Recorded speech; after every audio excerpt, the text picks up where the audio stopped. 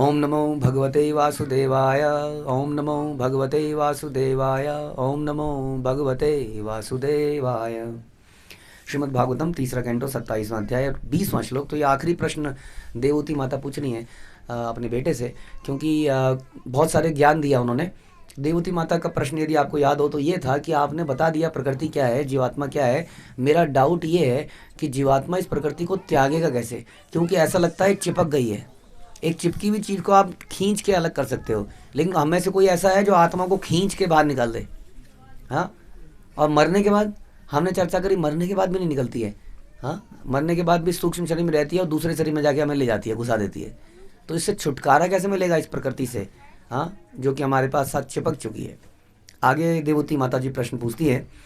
क्वचित तत्व अमर अवर में अवर अवमर्शेन निवृत्तम भयम उल्भणम अनिवृत्त निमित्तवात पुनः प्रत्यवतिष्ठते।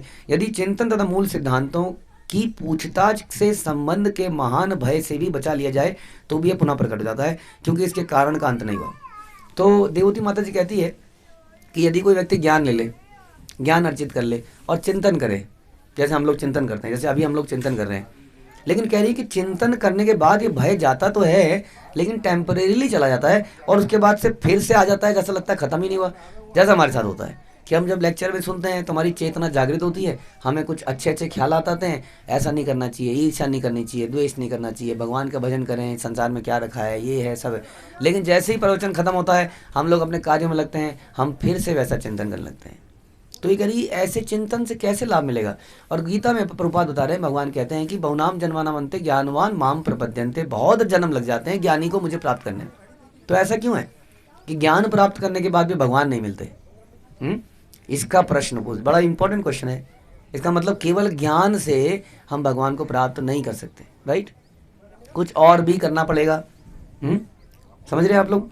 कई बार संसार में कई सारे मुनि लोग केवल ज्ञान के बारे में चर्चा करते हैं, वो केवल चर्चाएं करना चाहते हैं, डिबेट्स करना चाहते हैं, डिस्कशन करना चाहते हैं। तो खाली डिस्कशन से क्या कहीं काम हो जाएगा? अगर आप एक खाने की रेसिपी को डिस्कस करते रहो, डिस्कस करते रहो, डिस्कस करते रहो, तो क्या खाना बन जाएगा? क्या खाना उस व्यक्ति को चला जाएगा? हाँ, तो क्या करना पड़ेगा, वो क्वेश्चन है। इसलिए बड़ा इंपॉर्टेंट क्वेश्चन है। कई लोग सोचते हैं केवल पाठ करने, केवल हम कुछ किसी चीज़ को समझ लें, उसको समझने से ही काम हो जाएगा। तो समझने, हमने समझ लिया कि हमारे पिता भगवान है, लेकिन क्या समझने से सारे कर्तव्य पूरे हो जाते हैं?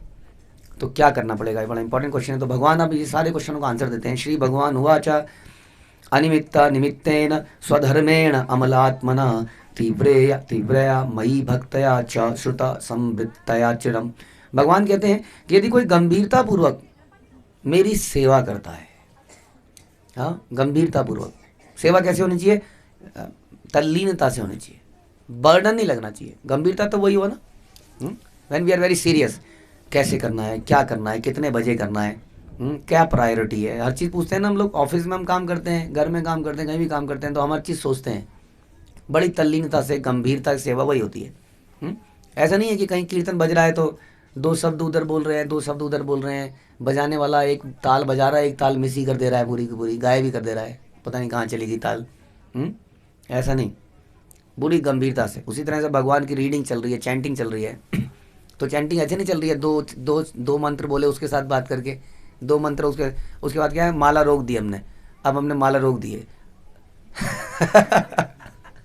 अब हम दो माला उसके साथ, दो मंत्र उसके साथ, गंभीरतापूर्वक है ये? गंभीरतापूर्वक नहीं है। ये क्या है? टिकिंग द बॉक्स, चलो कंप्लीट हो गई। 16 का गोला कहते हैं ना, ये 16 का गोला लगता है तो बड़ा भयंकर भयंकर लगता है, ख़त्म हुआ, छूटा, पीछा छूटा। तो इसको गंभीरता से करना है, भक्तिमय कोई भी कार्य। क्योंकि भगवान, जैसे कि आपकी पत्नी आपको खाना दे, हाँ, और उसमें तल्लीनता ना हो, गंभीरता ना हो, तो कितना बड़ा बवाल हो जाता है घर में। हाँ, आदमी लोग छोड़ते नहीं है। हाँ, नमक कम हो गया, कैसे कम हो गया, ये कैसे होगा, यही करते हो तुम। घर में कोई आ जाए, खाना ना बनाओ, तो हमें टेंशन होती है।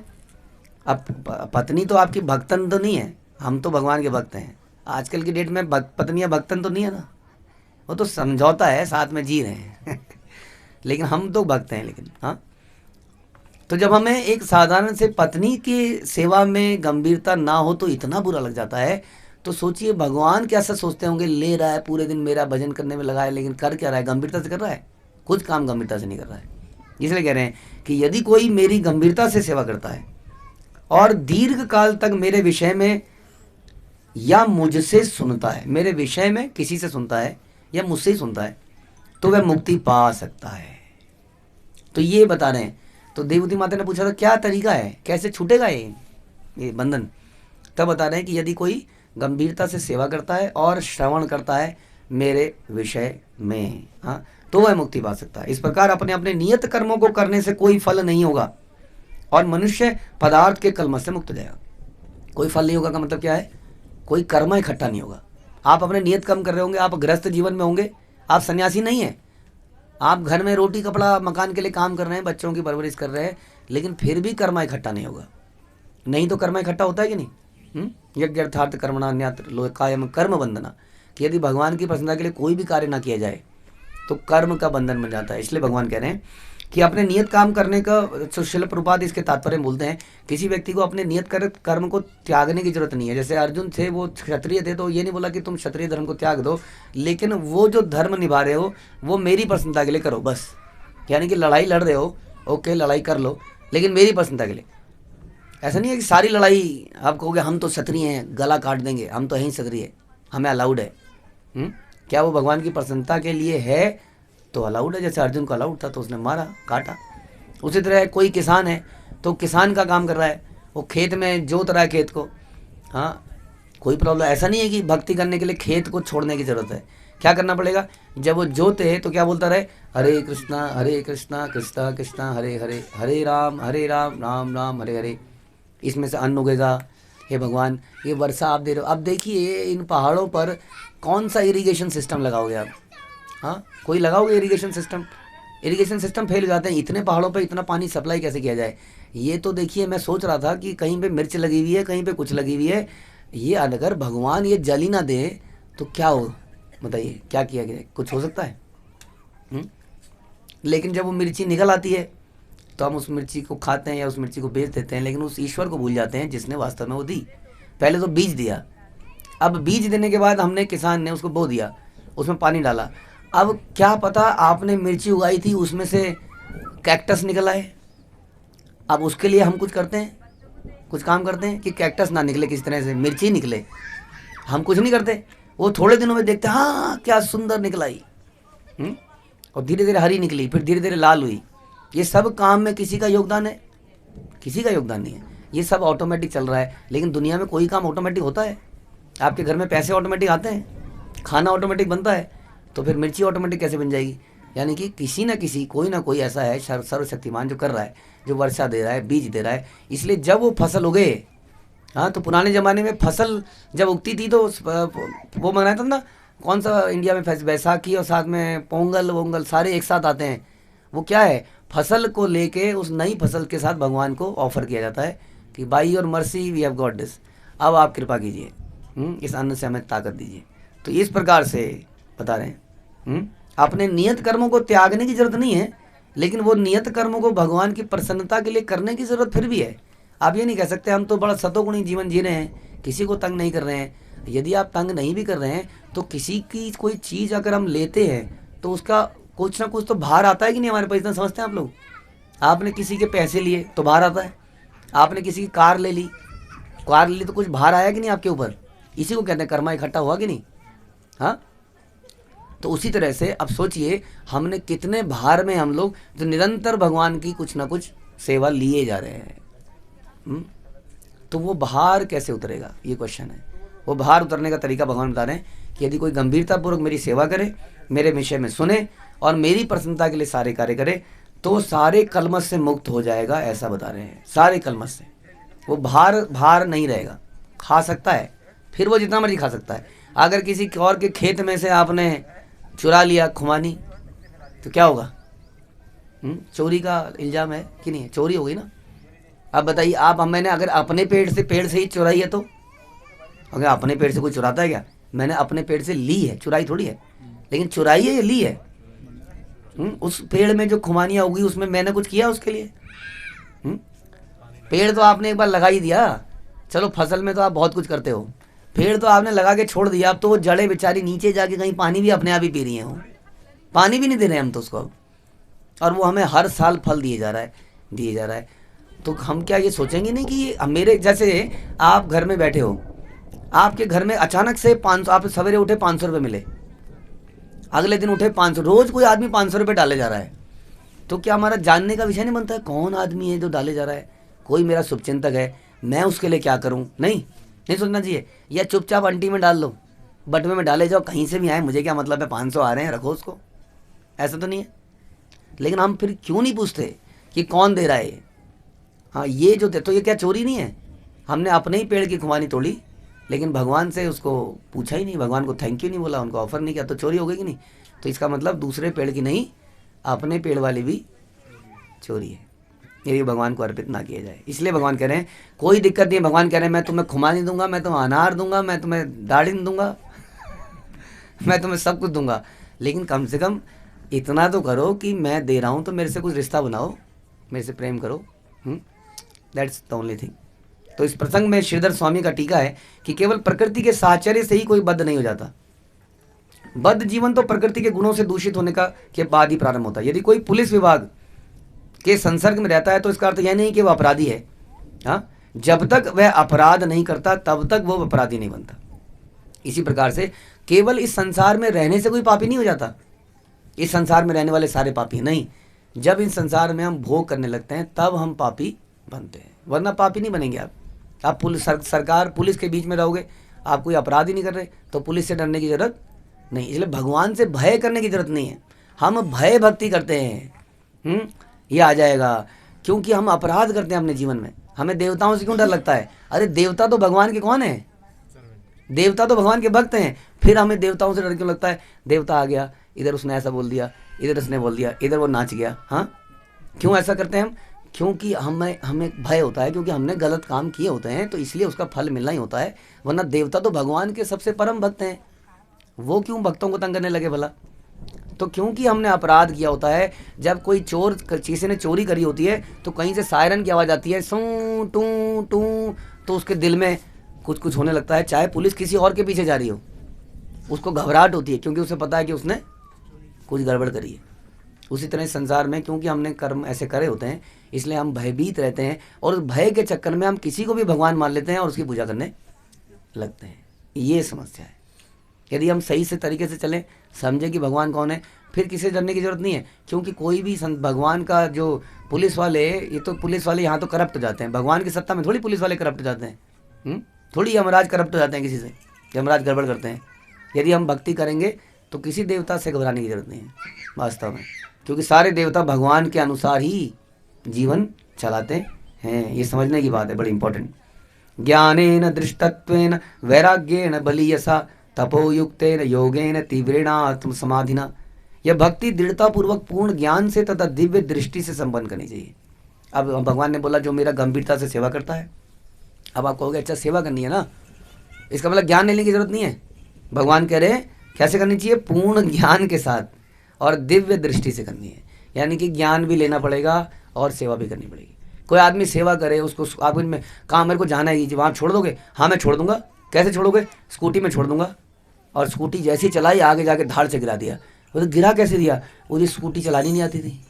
अरे चलानी नहीं आती थी तो तुम छोड़ने के लिए हाँ क्यों किया?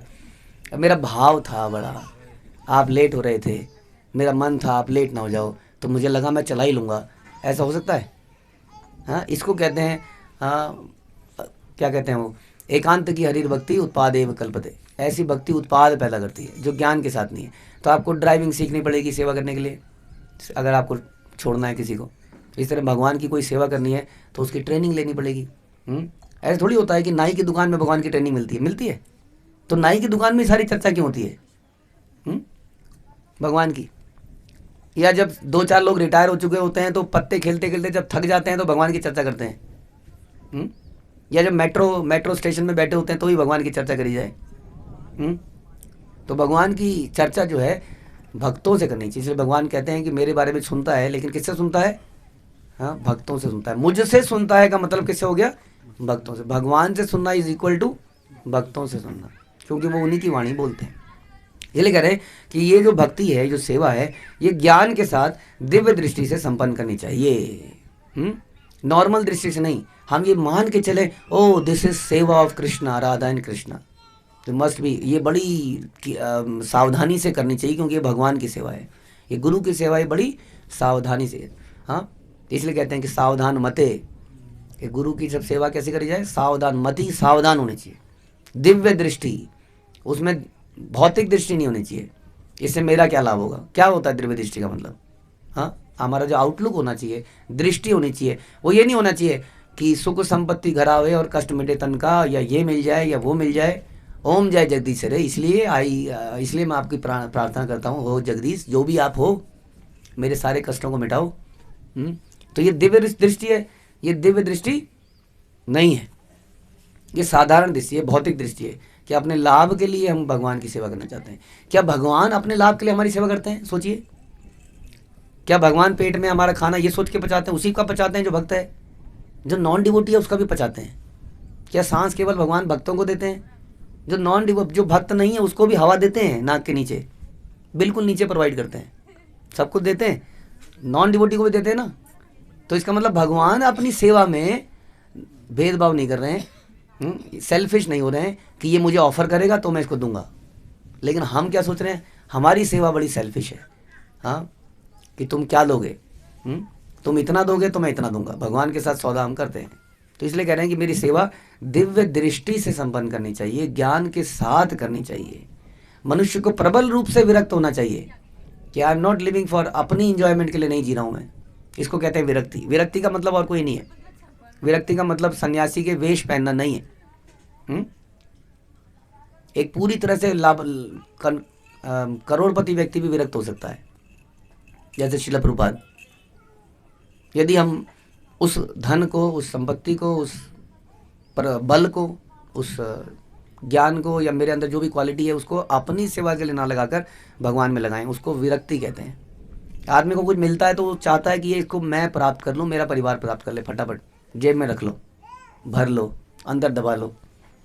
इस कारण से वो हमेशा असंतुष्ट रहता है, हमेशा चिंता में रहता है, देखता रहता है कोई लूट ना ले, ये ना कर ले, मैं और मेरा के चक्कर में। इसलिए बता रहे हैं मनुष्य को प्रबल रूप से विरक्त होना चाहिए। हे माता देवती, इतना आसान नहीं है जो आप कह रही हो कि कैसे छूटेगा ये आत्मा और शरीर का बंधन। इसे विरक्ति की तलवार से काटना पड़ेगा, मैं और मेरा की तलवार से काटना पड़ेगा, मैं और मेरा को काटना पड़ेगा। तपस्या में लगना चाहिए, कपिल भगवान कह रहे हैं, तपस्या में लगना चाहिए, यानी कि कष्ट लेना चाहिए। सेवा करते हुए क्या होगा, सेवा करते हुए कष्ट होगा ही होगा। अगर कष्ट नहीं है तो क्या सेवा कर रहे हैं हम, कंफर्ट जोन में, जितना मुझे अच्छा लग रहा है उतना ही करूँगा, जितना मैं कर पाऊँगा उतना ही करूँगा। जबकि मैं और मेरा के लिए हम कितना करते हैं, अपने बच्चों के लिए हम कई बार कितना कर लेते हैं। नहीं, बचपन से लेके कितने कष्ट सहते हैं हम, इतने तो नहीं करते कि नहीं जी इससे ज़्यादा नहीं होगा, पढ़ा रहा है वहीं पर, हर 2 मिनट में सुसु कर देता है, इतने थोड़ी मैं धोती रहूँगी तेरे, नहीं बोलते ना कभी भी। कष्ट होता है फिर भी करते हैं। रात भर जगते हैं कि नहीं, आप सब लोग जिन्होंने बच्चे पाले हैं, सब लोग रात में जगे होंगे बहुत, शुरू के 2, 3, 4, 5 साल तक कितना जगना पड़ता है। हम अपनी नींद को हराम कर लेते हैं। लेकिन अगर ये बोला जाए कि एक दिन प्रभु जी ये रात भर की सेवाएं करेंगे आप, चलो प्रभु जी आज कर लूँगा लेकिन रोज़ नहीं कर पाऊँगा। लेकिन बच्चे के साथ तो आपने 5 साल तक ना सोए नहीं आप। तो सेवा 1 दिन 2 दिन बस प्रभु जी, ऐसे थोड़ी होता है। तो इसलिए कह रहे हैं तपस्या में लगना चाहिए और आत्मलीन होने के लिए योग करना चाहिए। योग का पर्पस पेट कम करना नहीं होना चाहिए। योग का पर्पस वास्तव में, योग is connection with God, connection with भगवान। उसी के लिए ये आसन बनाए गए थे। लेकिन जैसी हमारी आदत है ही, हम हनुमान जी की बूंदियों में भी बूंदियों का रस निकाल लेते हैं, भक्ति हटा देते हैं। वैसे ही हम योग में से योग का आसन निकाल देते हैं और योग नहीं कर पाते हैं। तो इसलिए यहाँ पर फिर से सुनिए, बड़ा इंपॉर्टेंट श्लोक, कि भक्ति दृढ़तापूर्वक करनी चाहिए, दृढ़तापूर्वक, पूर्ण ज्ञान के साथ। ज्ञान लेना जरूरी है। दिव्य दृष्टि, हमारी दृष्टि हायर होनी चाहिए, सेल्फिश नहीं होनी चाहिए। और मनुष्य को प्रबल रूप से विरक्त होना चाहिए, तपस्या करनी चाहिए और इस प्रकार का योग उसको करना चाहिए। हे माता, तब आप इसको कर पाओगे। ये इतना साधारण भी नहीं है, इसलिए भक्ति इतनी आसान भी नहीं है, लेकिन आसान है यदि हम अपने को इंद्रिय तृप्ति में, सेल्फिश भावनाओं में ना लगाएं तो। ठीक है, हरे कृष्ण। शिल प्रभुपाद की जय। ग्रंथराज श्रीमद् भागवतम की जय।